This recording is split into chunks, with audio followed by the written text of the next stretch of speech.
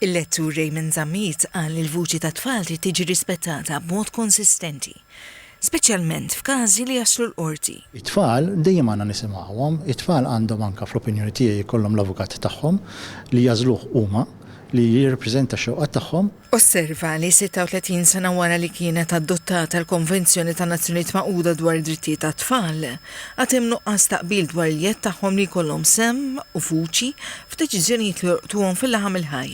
Il-Professur Pasquale Peluso mill-Università Marconi fl-Italja qal li l-preżenza online qed tifforma l-identità tat-tfal, inkluż f'kontenut li kultant jippubblikaw il-ġenituri mingħajr kunsens. From the role played by the parents and the construction of digital identity of minors.